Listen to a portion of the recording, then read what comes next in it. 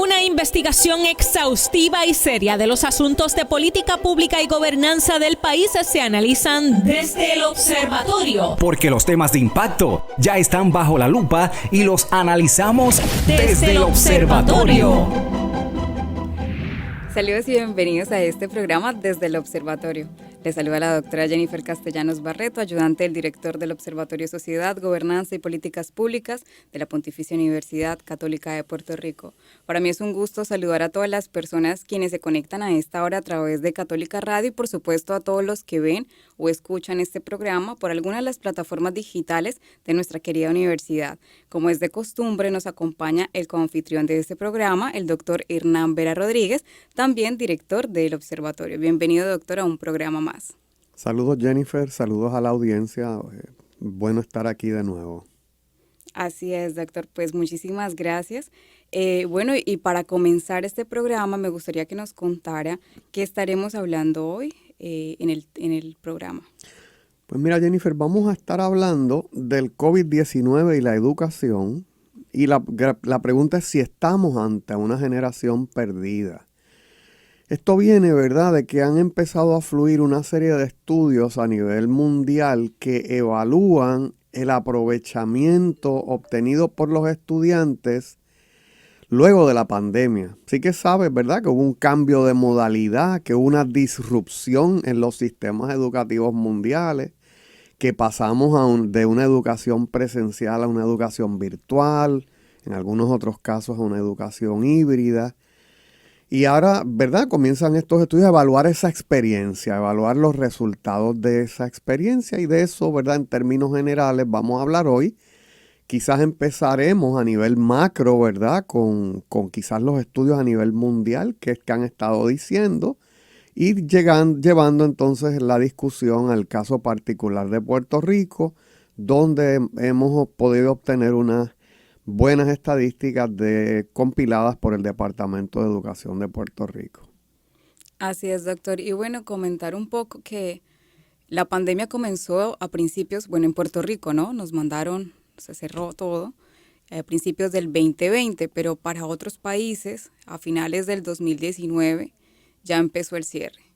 La cuestión aquí del cierre y quizás que no se ha hablado mucho es lo que pasó con los niños, qué pasó con la educación y toda la desigualdad que hay en los países, y en esa pues incluimos a Puerto Rico, que muchos no estábamos ni preparados, ni el gobierno tampoco estuvo preparado para esto, pero a pesar de que transcurrió desde principios del 2020, aún muchas instituciones y muchos colegios, muchas organizaciones, pues principalmente educativas, no volvieron a abrir.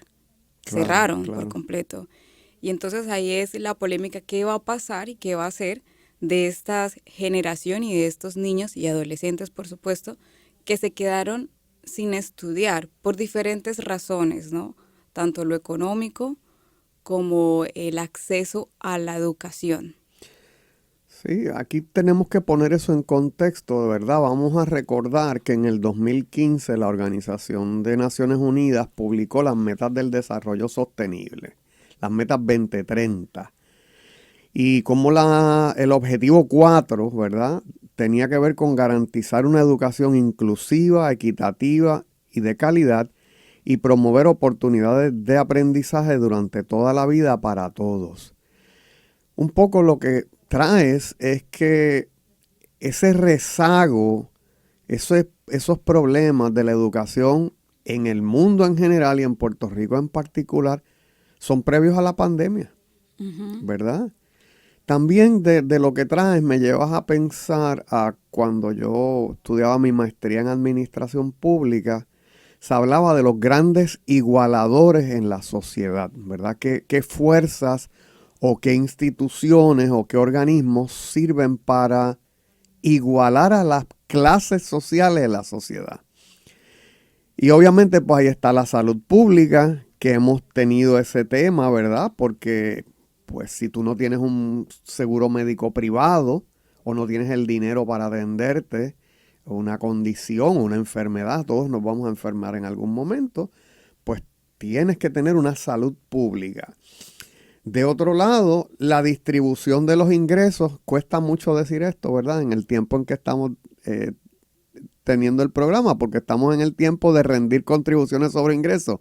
Es decir, que los taxes, ¿verdad? La legislación impositiva es otra forma de lograr igualar la sociedad, porque saco de los que tienen mayores ingresos y redistribuyo entre aquellas personas más vulnerables. La educación, entonces, es otra de esas fuerzas, ¿verdad? No importa de quién eres hijo, no importa tu color, no importa tu origen nacional, incluso la educación te levanta para poder competir en la sociedad. También con eso, las políticas de no discriminación, ¿verdad? Y de igualdad de oportunidades. Y hay otras áreas de intervención gubernamental, ¿verdad? Que sería larguísima la lista. Pero puntualizar, ¿verdad? Cómo la educación le da ese acceso igual a todo el mundo, entonces tiende a igualar las clases sociales. No importa tu trasfondo, la educación, a fin de cuentas, algunos vienen con ventaja, pero la educación, a fin de cuentas, pues logra igualarnos un poco en la sociedad. Así es. Y aquí quisiera traer a colación alguna cifra que me pareció interesante y es de la UNESCO, que en abril del 2020 una cantidad de 1.400.000 estudiantes, 1.400 millones de estudiantes se quedaron fuera de la escuela, tanto de preescolar, primaria y secundaria, y esto en 190 países. Esto fue una cifra brindada por la UNESCO frente a la situación del coronavirus. Entonces, actualmente, y no sé si el doctor tenga ese dato, ¿cuántos estudiantes pudieron reingresar nuevamente a la educación? La cuestión ahí no fue cuántos nos vimos afectados, sino cuántos bueno, la cuestión siempre va a ser cuántos nos vimos afectados, pero cuántos pudieron reingresar y cuáles fueron los motivos que no les permitieron realmente reingresar a la educación. Y ahí está el caso de los países o las ciudades o los sectores menos favorecidos, gente más vulnerable, con menos acceso, quienes, donde lo nombré al principio, cerraron las instituciones, pero ciertamente el COVID desató un aspecto importante y es la economía. ¿Cuántos hogares se quedaron sin tener acceso, por ejemplo, a transportación, comida, educación, etcétera? Y entonces muchos niños en países como Latinoamérica debieron tomar ese rol o asumir un rol de trabajar para poder ayudar a sostener la casa en la que estaba viviendo. Muchas de estas familias también son madres cabezas de familia, es decir, tienen muchos niños, solamente la mamá la que provee y mamá no podía entonces abastecer toda la casa, porque ciertamente este tipo de trabajos que quizás muchas familias se dedican no son, son más de tipo como individual, más de tipo de, ¿cómo se le llama? Informales, esos trabajos informales donde tú no tienes un salario, a pesar trabajes o no trabajes, tienes un salario, vives de eso todos los días. Y entonces ante esta necesidad muchos niños realmente trabajaron, lo cual incrementó durante ese periodo el trabajo infantil. Sí, yo creo que ¿verdad? Por ese lado de lo que plantea, yo ahorita voy a traer otro, la pandemia, al catapultar este grupo de personas, de jóvenes, de niños, al mundo del trabajo, pues básicamente los condena a estar en la economía informal quizás por el resto de sus vidas. Exacto. ¿Verdad? Entonces, en la economía informal no hay prestaciones, en la economía informal no hay licencias. Licencia por enfermedad, licencia por paternidad, maternidad, ¿verdad? Así que el día que no saliste a trabajar es un día que no tuviste ingresos. Y entonces, pues, ¿qué te digo yo? No hay otras prestaciones como es el retiro, como son las jubilaciones, ¿verdad? Así que, pues en América Latina se ha dado, ¿verdad? En los países esa situación. En los países un poco más desarrollados el problema ha tenido que ver, yo te diría, con la efectividad de la educación, con esa disrupción en la efectividad de la educación, que ahorita podemos incluso hablar del estudio que un grupo de profesores de la Escuela Graduada de Educación bajo los auspicios de este observatorio, pues pudieron haber traído sobre el caso de Puerto Rico. Te cito un estudio de la OECD, ¿verdad?, sobre ese tema de la efectividad. Y dice que para un porcentaje elevado de los estudiantes, los aprendizajes parecen haber sido casi inexistentes. No dice que no hubo clases, hubo clases, pero el aprendizaje, el aprovechamiento. Por ejemplo, el informe cita el seguimiento temprano desde una aplicación en línea para la enseñanza de matemáticas en varios distritos escolares de Estados Unidos. Y aquí se sugiere que el aprendizaje sufrió un fuerte descenso durante la crisis, especialmente en las escuelas en áreas de bajos ingresos, tema que habías traído. En ese mismo sentido, la evidencia dice que en Alemania el tiempo que los niños le dedicaban a actividades escolares se redujo a la mitad con la pandemia, con un 38% de los estudiantes dedicando no más de 2 horas al día a estudio y un 74% menos de 4 horas. Mientras el tiempo dedicado al entretenimiento, televisión, jugando con computadoras, celulares, aumentó a 5 horas diarias. Sí que es verdad, eso es algo que no olvidemos, porque lo vamos a ver reflejado en una encuesta, en un survey que nuestros profesores de la Escuela Graduada de Educación le hicieron a los profesores en Puerto Rico. Bueno, y yo me imagino que usted como docente, porque para quienes no saben, el doctor también es docente, me imagino que ha vivido esas situaciones, quizás la participación de sus estudiantes, tanto en el salón, antes de la pandemia, después de la pandemia, pero sobre todo la participación, o cuán difícil ha sido la participación de los estudiantes y el aprendizaje a través de lo virtual. Fue un gran reto, ha sido un gran reto. Uno tiene que, ¿verdad?, en el caso mío personal, pues invertir en programado, preparar unas lecciones con de forma distinta, ¿verdad?, para lograr ese engagement, ¿verdad?, de los estudiantes en el salón de clase, ¿verdad?, en este salón virtual. A veces con más, a veces con menos efectividad, para serte totalmente honesto, ¿verdad? A mí me pareció interesante de estos estudios, Doc, y es que muchos profesores se dieron cuenta de la realidad que viven los niños en sus familias, ¿no? A veces no es propiamente porque el niño no quiera o el adolescente no ponga atención a su clase, sino propiamente la situación que se vive en su casa. Y yo creo que esto lo vivió muchas personas cuando estuvimos en teletrabajo, que no era lo mismo, y al principio la dificultad de podernos organizar, y sobre todo estas personas con hijos, con trabajo, y los mismos maestros con hijos, ¿no? Tener que organizarse para poder tener la atención, y el hecho de que estén conectados con la cámara encendida o no significa que haya aprendizaje. Y eso, como bien lo dijo, hablaremos un poco con los datos que trajo la investigación de los profes de educación de aquí de la universidad. Sí, mira, experiencias comunes durante el pico de la pandemia era yo tener una sesión de teletrabajo con algunos de los compañeros de aquí de la universidad, y me acuerdo el caso particular de un compañero que me atiende desde el comedor de su casa y me dice: perdona que esté en el comedor, pero es que yo tengo 3 hijos y aquel está en 7º y está en un cuarto, aquel está en, qué sé yo, 9º y está en un cuarto, y la otra está en 11 y está en otro cuarto, ¿verdad? Y entonces yo estoy acá en una sesión de trabajo con un solo ancho de banda, es decir, la línea de internet se está compartiendo, la velocidad se está compartiendo con estas 4 personas. Así que en términos de supervisión, pues muchas veces no pudo haber supervisión, porque en este caso particular, este compañero estaba trabajando desde su casa en unas condiciones, ¿verdad?, que quizás no eran las mejores, mientras había 3 grados distintos corriendo, ¿verdad?, desde su casa. Así que las casas se convirtieron en centros de trabajo para los que no estaban preparados, y se convirtieron en salones de clase para lo cual no estaban preparados tampoco. Así es.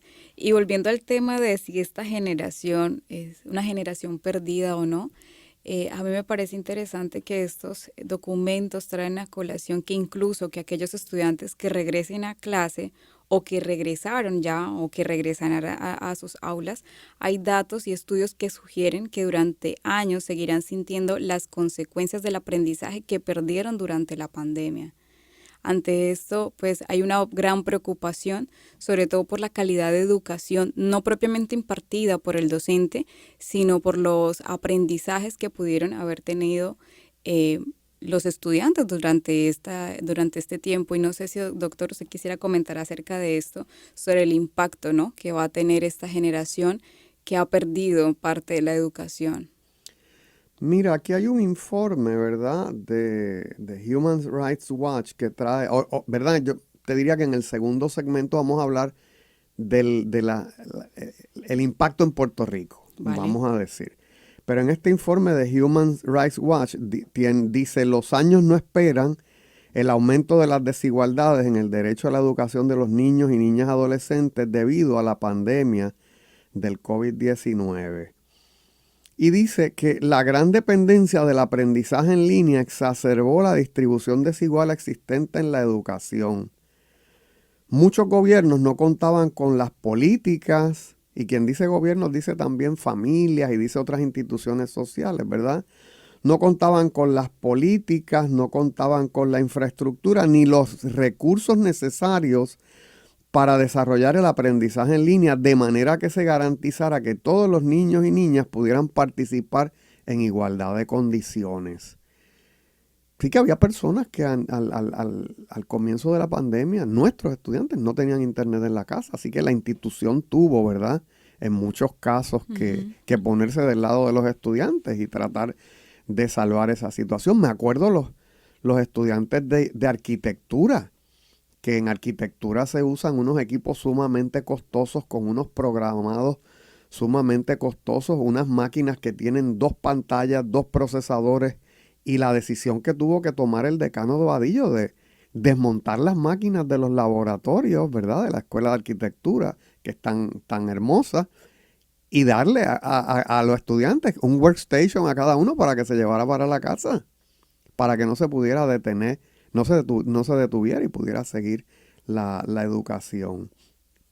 Fíjate que también aquí señala otro estudio de la UNICEF en el 2020 que los canales de internet tan solo llegan a un 24% de los niños en edad escolar en el mundo, lo cual refleja la desigualdad socioeconómica y la profunda brecha digital. Sí que yo me acuerdo haber tenido estudiantes de la montaña, o sea, no es lo mismo tú tratar de hacer teletrabajo o de tratar de hacer educación a distancia desde una de las grandes ciudades del país a aquellas personas que viven en la montaña, ¿verdad? Y la educación de estos padres, porque si los niños no tenían idea de cómo ingresar de manera online, por ejemplo, sin adiestramiento, sin talleres, porque fue bien abrupto, pues la educación de los padres en ese entonces también fue bien importante, porque eran los padres los que se volvieron los maestros, los técnicos en sistemas para poder ayudarle a sus hijos, y de hecho muchos tener que sacar de su bolsillo para poder comprar alguno que otra tecnología para poderle dar a sus hijos. Entonces, situaciones bien difíciles como estas en las donde el aprendizaje se dificulta, pero el cuidador en casa pues también tiene algunas falencias que no le permiten, pues, y esto no es, por ejemplo, responsabilidad del padre solamente, ¿no? Pero también esa dificultad o ese factor realmente hace que el aprendizaje, pues, también disminuya, ¿no? No sé si usted... Sí, ¿qué te cuento? Casos muy bonitos de solidaridad se vivieron en la pandemia por otro lado, ¿verdad?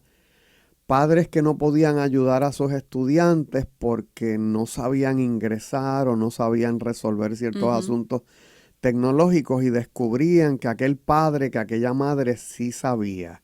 Y entonces ese padre o esa madre se convertía en el apoyo técnico Es verdad. para los demás. Lo mismo con el profesorado, o sea, los maestros, los profesores, incluso los universitarios, pues crean esas redes de solidaridad para enseñarse, para aprender del otro, para descubrir herramientas que pueden lograr ese engagement que hablábamos ahorita y poder sobrevivir ese término de la pandemia y que los estudiantes se beneficiaran lo más posible. Así Pero es. sí,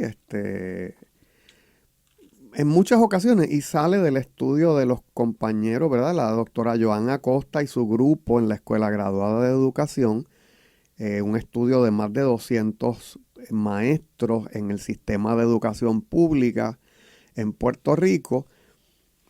Y la primera parte del estudio les pregunta a los profesores, mira, ¿con qué plataforma tú viniste a la pandemia? ¿Cuánto sabías? ¿Cuánto manejabas? ¿Verdad? ¿Cuánto apoyo recibiste de la agencia del Departamento de Educación a nivel central, de tu región, de tu director? ¿Verdad? Y yo creo que eso sería bueno tocarlo en el próximo segmento del estudio. Así es. Antes de terminar este segmento, a mí me parece interesante a pesar de que, bueno, el apoyo social se dificultó, se distanció un poco más durante la pandemia, yo entiendo que gracias a que previamente se habían establecido esos lazos de apoyo, se había establecido esa red, fue que muchas personas pudimos sobrevivir ante estas situaciones, pero ahora la situación es todas estas personas que han hecho solamente, eso incluye tanto a niños, adolescentes, como la gente adulta, que han hecho las relaciones sociales a partir de lo virtual. Sí, sí.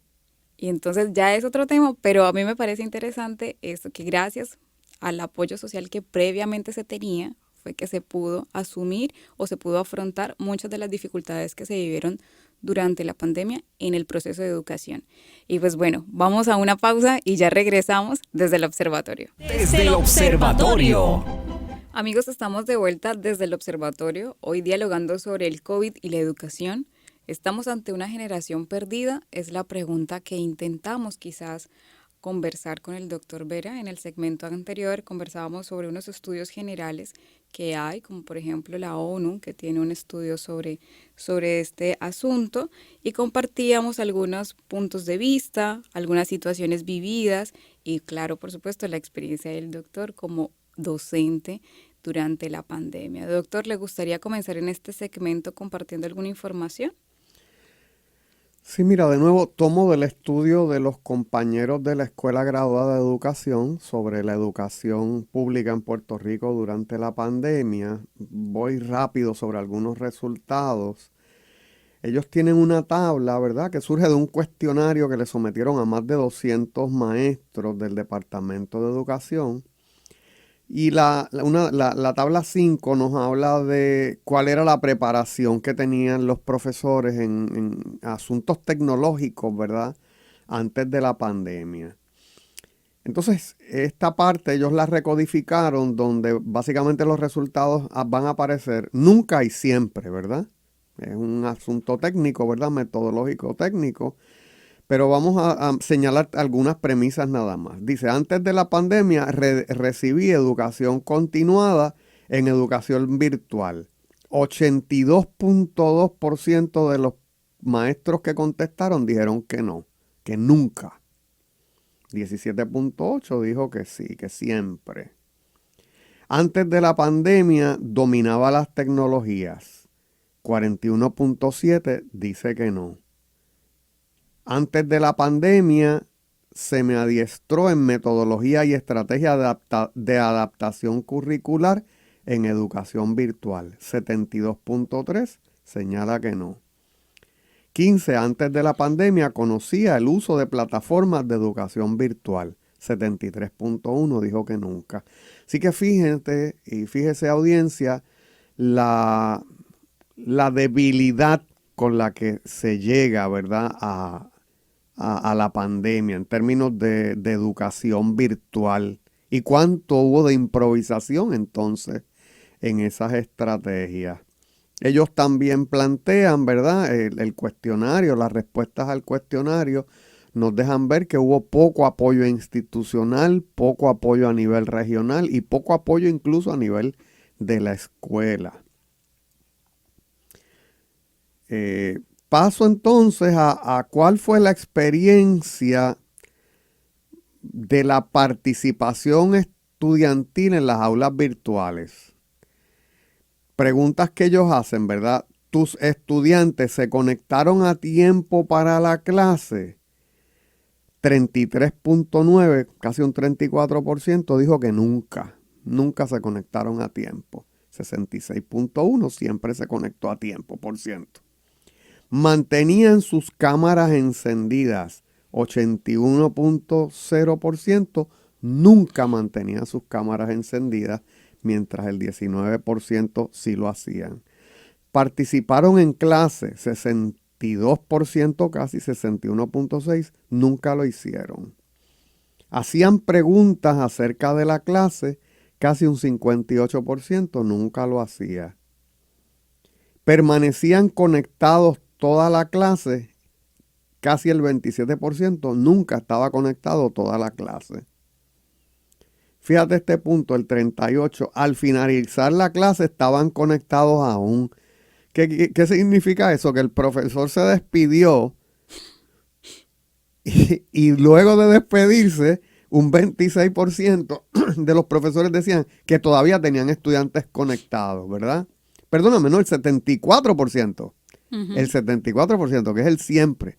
El 74% decía, mira, yo despedí a la clase, se acabó la clase y la gente se quedaban pegados en la clase. Lo cual ejemplifica que no estaban conectados, no estaban engaged en la clase. Accedieron a contestar cuando se les solicitó, el 47.1 nunca estuvo, ¿verdad? Es decir, de los profesores señalaban que nunca estuvieron. Así que obviamente pues eso tiene un costo, ¿verdad? En la educación de las personas. Si no estoy conectado, si no hago preguntas, si estoy haciendo otra cosa, que es lo que a uno le puede parecer, ¿verdad? Que esto un poco se relaciona con aquel estudio de Alemania que dice, mira, la gente posiblemente estaban haciendo otras cosas a la hora de las clases, ¿no? Sí, yo creo que esto lo vivió tanto pues los profesores como los mismos compañeros quienes estuvimos en este proceso, ¿no? Yo para terminar el programa doctoral también pasé a lo virtual, entonces como que yo me estrené en ese momento y finalicé de esa manera y ciertamente la participación no era la misma y cuando se inició pues digamos no habían estos protocolos de conexión virtual. Ahora muchas organizaciones y de hecho muchos profesores lo tienen como una etiqueta y un protocolo que hay en la conexión virtual, ¿no? Porque mucha gente comió, durmió y etcétera, etcétera durante las clases. Entonces de ahí nacen esos protocolos donde se les solicita a las personas de que prendan la cámara y que participen. Y de hecho hay muchos profesores que han optado por darle recompensas a los estudiantes por participación. Entonces básicamente pareciera ser que la participación se da en la medida en que sea obligatorio. De lo contrario, no pareciera que entonces los estudiantes participaran y se le deja de manera voluntaria. Y entonces ahí mi punto es que hay de como la autonomía, ¿no? Mi autoaprendizaje y mi fuerza de voluntad para ser un profesional de calidad. Porque todos podemos tener un título. De la manera en que salgamos, de la manera en que hagamos el proceso, es individual. Pero hasta dónde viene la calidad de profesional, la calidad de estudiante que sale tanto de bachillerato y los colegios, como la gente que sale de las universidades y como ingresan quizás a otros programas, ya sea de tipo universitario, como se conoce aquí bachillerato, o como algún posgrado, por ejemplo, ¿no? Y ahí es donde viene esa dificultad, de hecho, en el conocimiento y en el razonamiento, en la capacidad de razonamiento crítico que muchas personas a veces tienen tanta dificultad en tomar postura frente a alguna situación, ¿no? Sí, yo creo que vuelvo a las primeras palabras casi que dije, ¿verdad? De la educación como una actividad liberadora, a la educación como una actividad igualadora de de las clases sociales, ¿verdad? Y yo creo que en Puerto Rico hay que enfatizar eso. Hay que enfatizar que la educación, si bien nuestro sistema económico no te garantiza que la educación te va a llevar a un mejor puesto o a un lugar destacado en la sociedad, pues tienes más posibilidades. Claro. Tienes más posibilidades. Hablamos un poquito de los resultados de las pruebas meta, ¿verdad? Las pruebas meta, el Departamento de Educación básicamente acaba de revelar, ¿verdad?, los resultados de las pruebas meta de 2021-2022 y los resultados dan algo de miedo, ¿verdad? Porque, por ejemplo, ellos dividen los resultados en el área prebásica. Alguien que ejecuta, ¿verdad?, una prueba a nivel prebásico significa que la persona no domina las competencias básicas de esa disciplina. Después tienen una categoría de básica, que es que la persona domina algunas de las competencias. Tienen otra categoría que es proficiente, que la persona supera, vamos a decir, el promedio de las competencias. Y tiene una categoría de avanzado.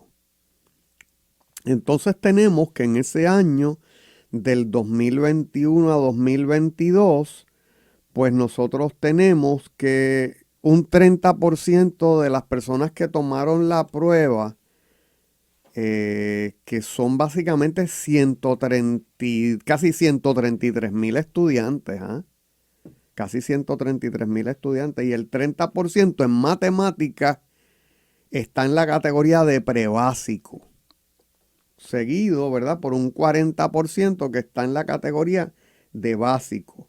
Solo un 11% proficiente y otro, ¿verdad?, el restante, que es mucho menos del 10%, pues sería que tiene un nivel avanzado. Eso ocurre, por otro lado, también en términos de, vamos a decir, por los años.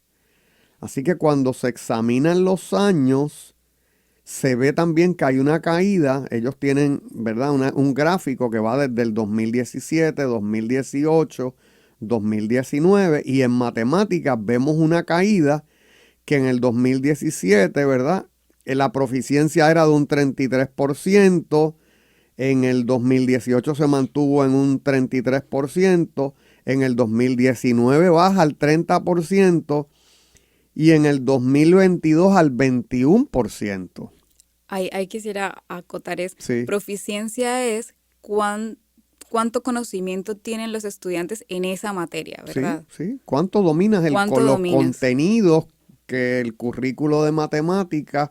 Y esto, si mal no recuerdo, esa prueba se da en grado 7 u 8 y en grado 11. O sea, Ok. están midiendo. Y obviamente los de 7 con las materias que se cubren en grado 7 u 8 y en grado 11 con lo que se cubre en grado 7, en grado 11, ¿verdad? Ok.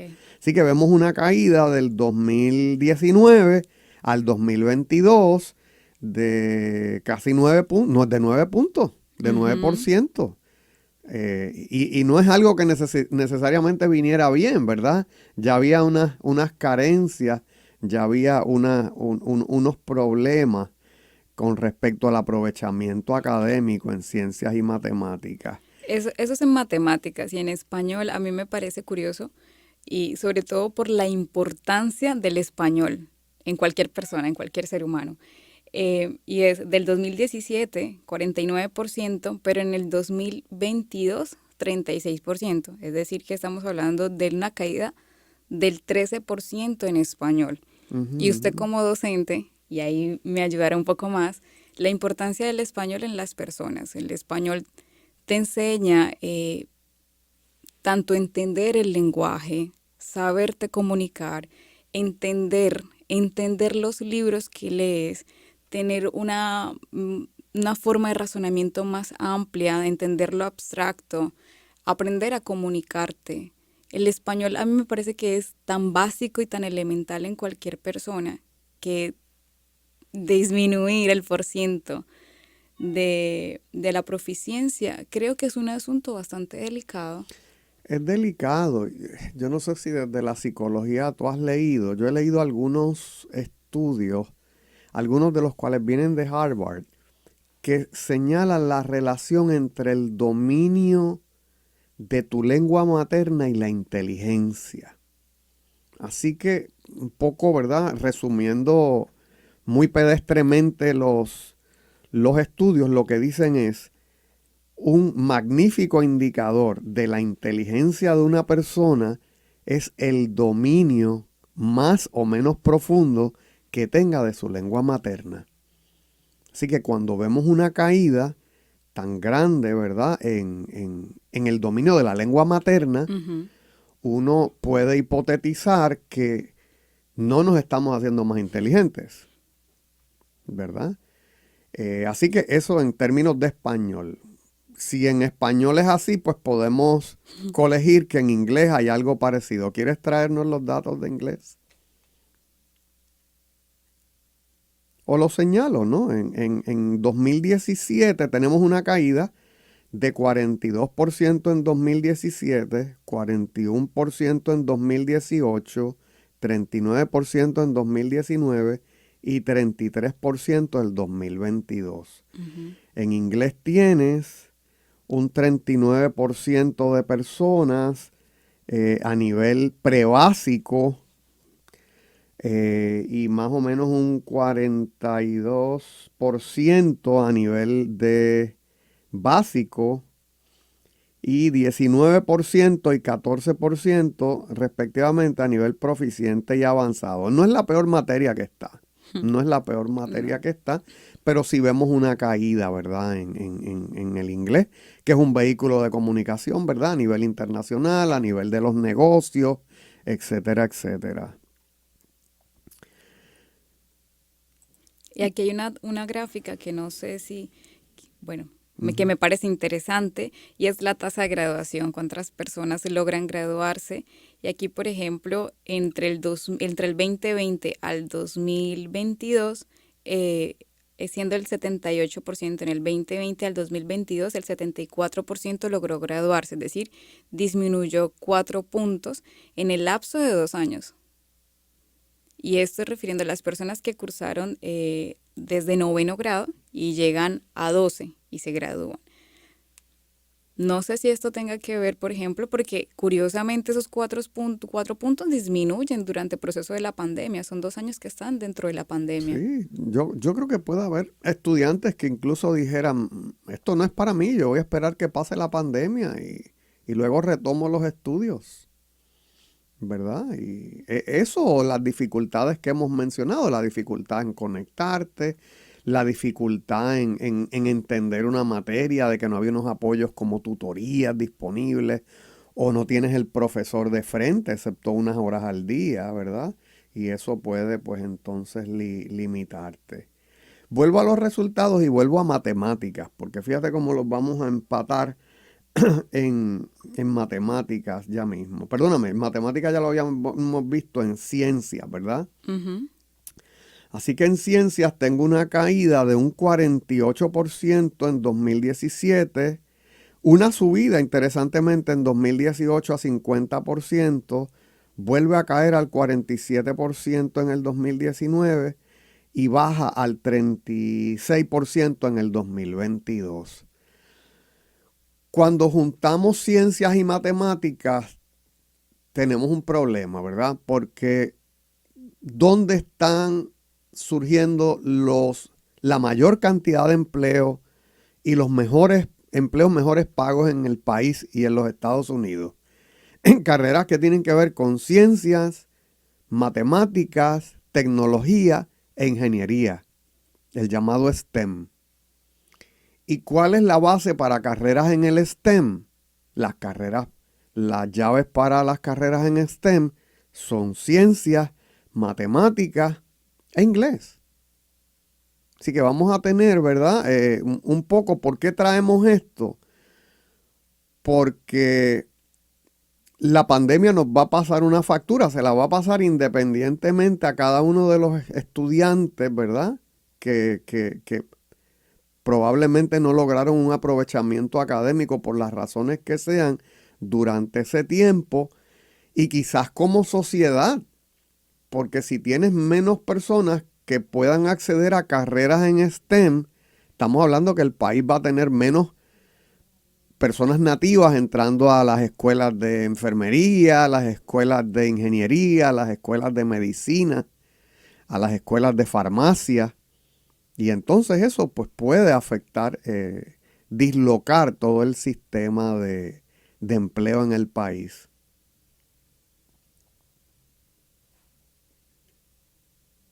Así que estamos ante una crisis, ¿verdad? Tenemos una generación perdida. Pues hay que tomar acciones para paliar los efectos que tuvo la pandemia en el aprovechamiento académico de estos estudiantes. Sí, y ahí podemos verlo como en dos grandes factores, ¿no? Unos que tienen que ver con el gobierno, el acceso, la tecnología, todo lo que esos factores materiales que se necesitaron.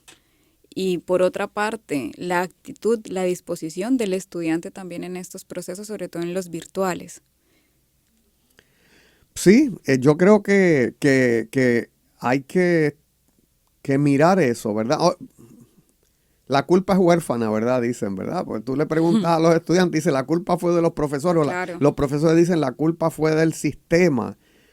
Pues yo creo que hay un serio problema, un gran reto, si quieres, ¿verdad? Si no queremos adjetivar demasiado la cosa, es un gran reto.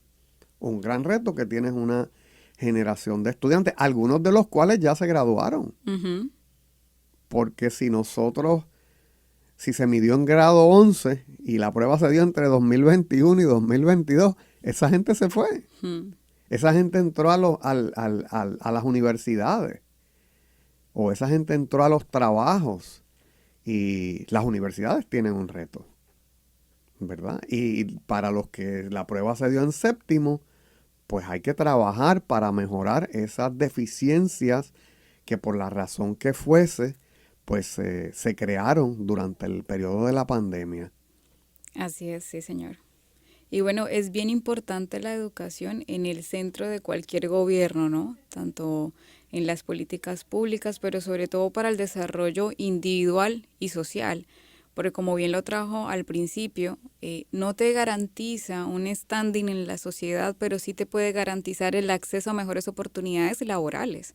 Entonces, la importancia de la educación no solamente es cuánto tú conoces en esas materias, sino cuánto te apropias de ellas para lograr a través de la educación, porque muchos tenemos realmente como estas oportunidades laborales a partir del esfuerzo que hacemos en la preparación académica, porque hay quienes tienen otros talentos y otras habilidades y otras inteligencias que las aprovechan en otros aspectos, ya sea creando empresa, emprendiendo, etcétera, etcétera. Pero para quienes están en el proceso educativo, la educación debiese no ser una opción, sino realmente una decisión en este proceso de ponerse las pilas, como decimos nosotros, a estudiar, y debe ser una decisión más individual, ¿no? De yo quiero aprender, de yo quiero saber, de yo quiero ser mejor más adelante, ¿no? Porque básicamente lo que hacemos hoy es una negociación con el futuro. Todo lo que hacemos ahorita es negociar con el futuro. Yo quiero culminar, ¿verdad? Recabando, ¿verdad? O reforzando la idea de que a los jóvenes hay que comunicarle la importancia de la educación como un instrumento liberador, como un instrumento igualador en la sociedad. Yo creo que la pandemia en los jóvenes les llevó la idea contraria, la idea de que yo puedo no ir a la escuela, hacer tonterías en el internet, volverme influencer y vivir de eso. Eso podrá pasar una vez en 1.000.000. Para el resto de los mortales, el camino hacia la liberación, el camino hacia una mejor vida para la persona y para la familia, viene por la vía de la educación. Así es, doctor. Pues muchísimas gracias. Como tal, hemos llegado al final de nuestro programa. Les agradecemos a todas las personas que estuvieron conectadas por Católica Radio, a todas las personas que escuchan o ven este programa por cualquiera de las plataformas digitales. Y por supuesto, recuerden que pueden volver a escuchar este programa por alguna de las plataformas como YouTube, en el canal Huellas del Futuro, bajo la playlist Desde el Observatorio, o en formato podcast en Spotify. Les agradecemos nuevamente y nos vemos la próxima semana en un nuevo episodio Desde el Observatorio. Muchísimas gracias. Hasta el próximo lunes.